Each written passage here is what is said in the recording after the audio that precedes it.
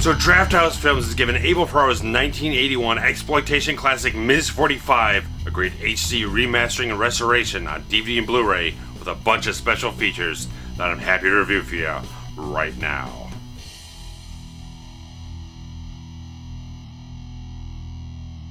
Thana is a shy, mute seamstress in New York City's garment district who one day is raped at gunpoint by a masked attacker while walking home from work.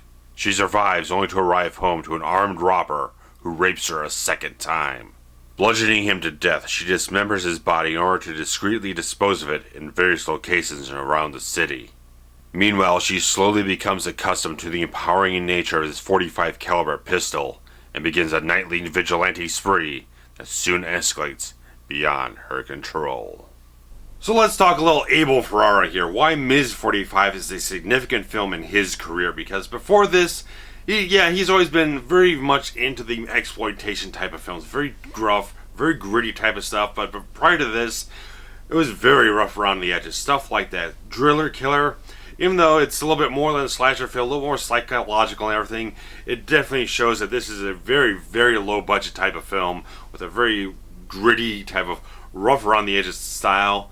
But when they win the Ms. 45, Abel Ferrara and the creative forces that he has around him decide we're going to prop this up on a higher level. We're going to try to achieve something a little higher quality than what we've done before.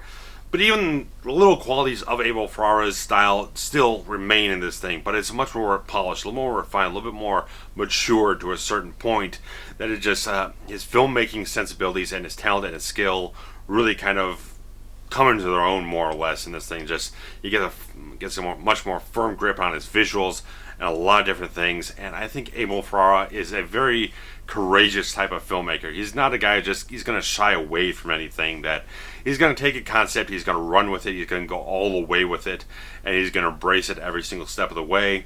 And Ms. 45 definitely has a unique type of premise there, with a lead character who never speaks a word throughout the whole film, slightly, but a character who is mute, a character who cannot speak, cannot express herself through words. And he hires a great actress in this case. Zoe Lund does a fantastic job in this film, using all her expressiveness. She has a very expressive, innocent type of face that really just comes through beautifully on screen. There's such a marriage of the visuals of this film with her performance, that since Thana cannot speak for herself, she can't express herself through words, Abel does the right thing in using the visuals to get you right inside her own perspective, right to her own point of view. That he uses the angles and shots that he has and the editing to really get you firmly inside her mindset, so you can understand her every single step of the way without her ever having to utter a single word. And there is such a great use of silence to a certain point. There is a great soundtrack in this film, but Abel knows when to just strip it down to its bare thing. Use of silence absorbs you into the cold, sobering reality of what's going on in the film. In the sexual assault scenes, is just, you're being soaked and absorbed right into that, into the face of Thana, in the scenes that you see the terror, the horror, the petrifying fear that she has in these scenes. You just see everything morph and escalate and just transform throughout the whole film. And Zoe Lund she has such a great expressive face. And she is a beautiful woman, absolutely, positively. She was also a model as well, and it shows too. She has great natural beauty to herself.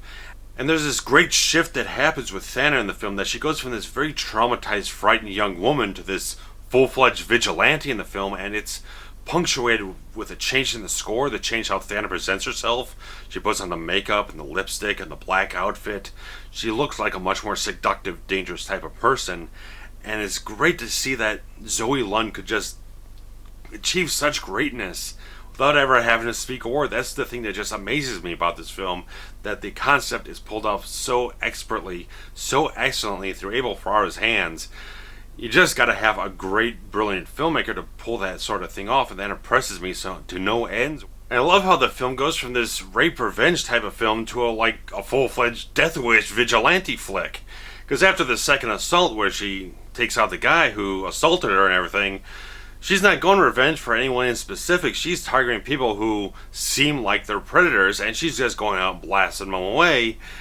And it's a great type of shift that you take this person who was a victim, and now they become the aggressor in the whole film. It's a great turn, and I think that's almost perfectly Abel Ferrara type of thing, that we would do that kind of sort of female empowerment type of thing, but even go even further than that. That Thana kind of goes even further beyond that. That by the end of the film, she becomes much more extreme, a little bit more disconnected. That she just starts going off the deep end, and it's just a great sort of, again, a psychological type of spin on things that was a little bit more than what you probably would have expected going into the film.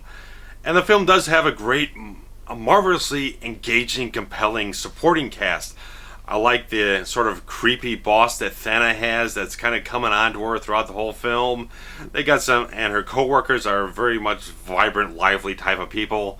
And Jack Thibault does a great job. His character's on like man in bar, but he's got this great sort of couple minute scene that is just kind of a heartbreaking type of thing, and it's a shocking moment at the end of the whole thing.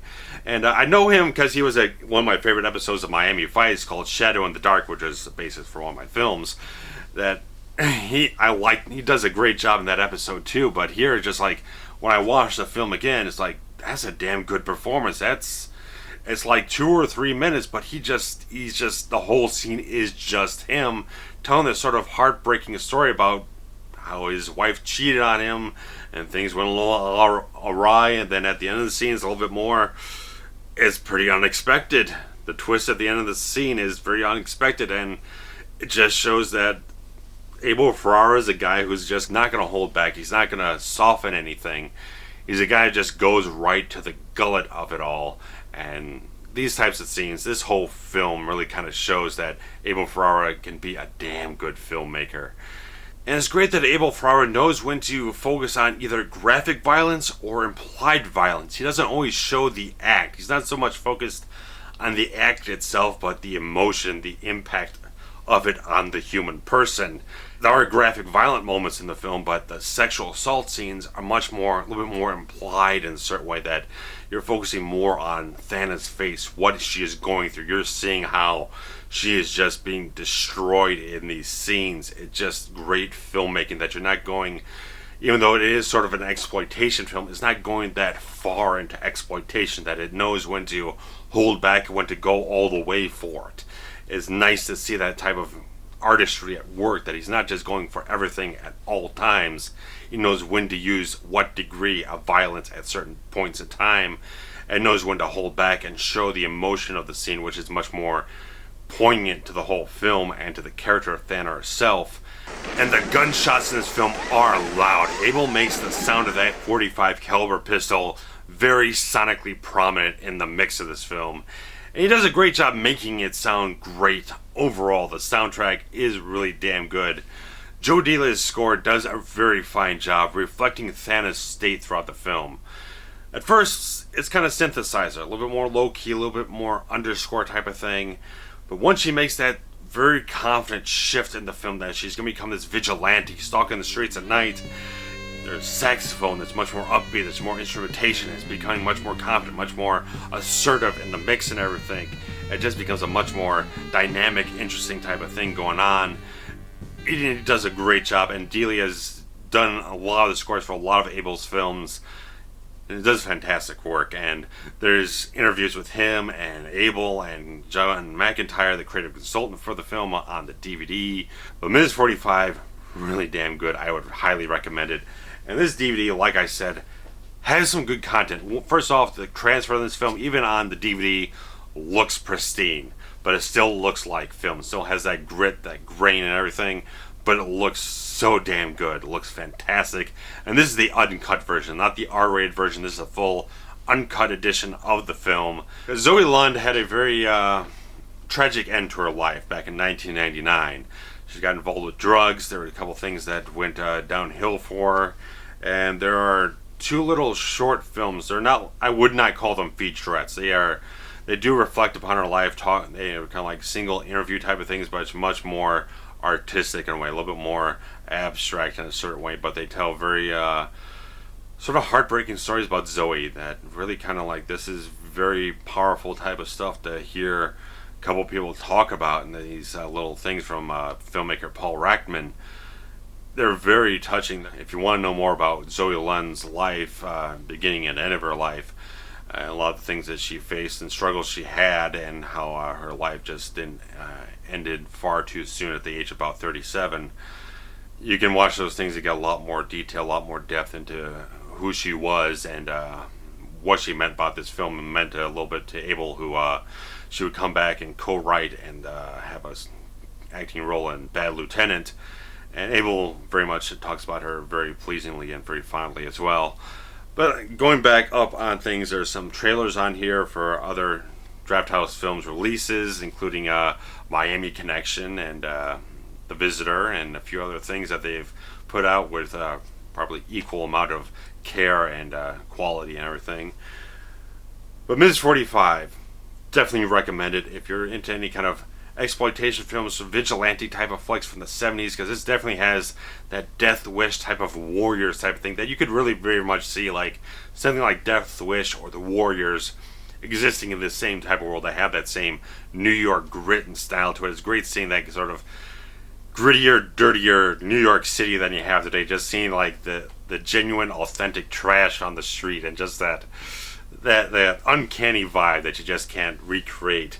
Just the pulsating life of that era of New York is all over this film, and a lot of other good films at the time. I would definitely recommend this film, absolutely. And anyone who really, because you got this brand new artwork and everything, but if you prefer the original artwork, they got reversible artwork, which is fantastic. I like that. That's very much a very Scream Factory of them to do. So that's what I got for you for Ms. 45, a great film from Abel Ferrara, and I would definitely recommend checking out a lot of Abel Ferrara's other films.